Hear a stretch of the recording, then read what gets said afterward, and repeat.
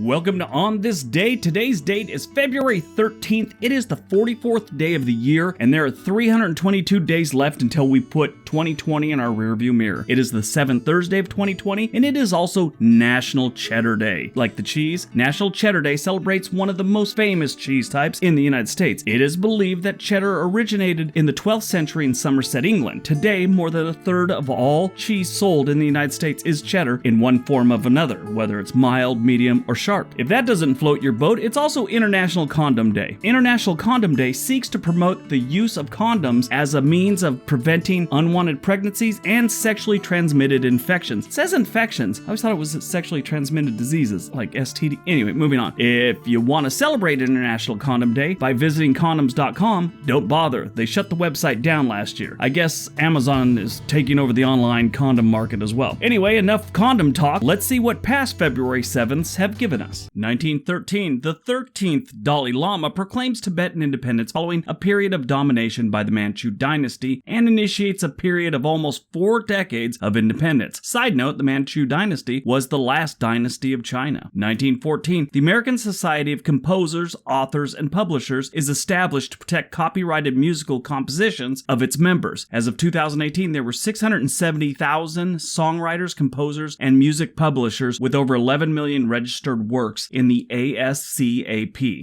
1935, a jury in Flemington, New Jersey finds Bruno Hauptmann guilty of the 1932 kidnapping and murder of the Lindbergh Baby, the son of Charles Lindbergh, the famous American aviator and military officer. This was described in the media as the crime of the century. It was the original crime of the century. I think there's been like 4 crimes of the century in my life. Anyway, this prompted the United States Congress to establish kidnapping as a federal crime once the kidnapper has crossed a state line with their victim. The whole event, I guess, just mesmerized the country. They were just glued to the radio at the time, and it's all they could focus on. Just kind of put the whole country to a stop. 1960, black college students staged the first of the Nashville SitIns at 3 lunch counters in Nashville, Tennessee. These were part of a nonviolent direct action campaign to end racial segregation at lunch counters in downtown Nashville, Tennessee. Over the course of the Nashville SitIn campaign, sit-ins were staged at numerous stores in the central business district. Participants, who consisted mainly of black college students, were often verbally or physically attacked by white onlookers. Despite their refusal to retaliate, over 150 students were eventually arrested for refusing to vacate the store lunch counters when ordered to by police. Not really one of our country's finer moments. 1967, American researchers discovered 2 manuscripts about mechanics, statistics, geometry, and construction of fortifications by Leonardo da Vinci in the National Library of Spain. The dude died in 1519. Why did it take so long to find this stuff? Hasn't the National Library of Spain ever heard of the Dewey Decimal System? 1981, a series of sewer explosions destroyed more than 2 miles of street in Louisville, Kentucky. The blasts were caused by the ignition of vapors which had been illegally discharged from a soybean processing plant. Ralston Purina paid $18 million to the Louisville Metropolitan Sewer District and about $9 million to about 17,000 plaintiffs in a lawsuit settled in 1984. $4 million to the city and $2 million to affected members of the public that didn't really sue the company. They just got some money for being around when, the cat food place blew up or the soybean place blew up. 2004, the Harvard Smithsonian Center of Astrophysics announces the discovery of the universe's largest known diamond white dwarf star, BPM 37093. Astronomers name it Lucy after the song Lucy in the Sky with Diamonds. Ah yes, the good old days before the internet ruined everything for me. Back when I still thought Lucy in the Sky with Diamonds was about drugs. While doing this video, I looked it up. Everyone remembers that Lucy in the Sky with Diamonds actually might have meant LSD.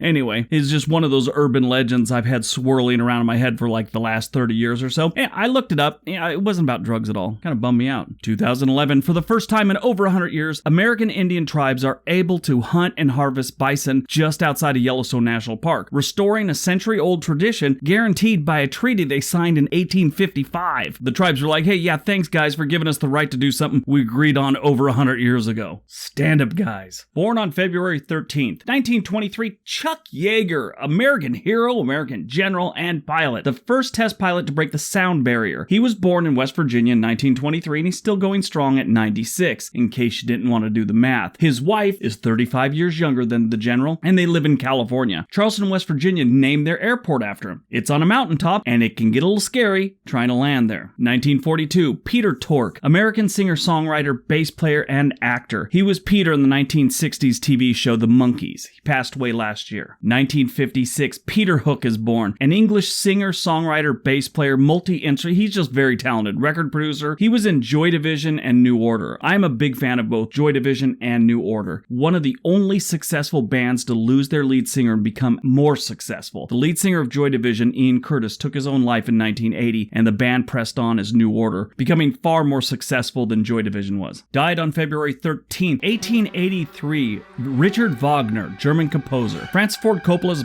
Apocalypse Now, it featured one of his works, Ride of the Valkyrie. It's the part where they put the giant speakers on the helicopters with Robert Duvall. He was the commander, and they attacked the village. Epic battle scene. One of my favorite of all war movies. 2002, Waylon Jennings, American singer, songwriter, guitarist, country music legend. 2016, we lost Anton Scalia, American lawyer and judge. He was Associate Justice of the Supreme Court of the United States, which brought in Neil Gorsuch, took his place after confirmation. Alright, so that's today's video. Hope you guys enjoyed it. I will see you tomorrow for February 14th, Valentine's Day.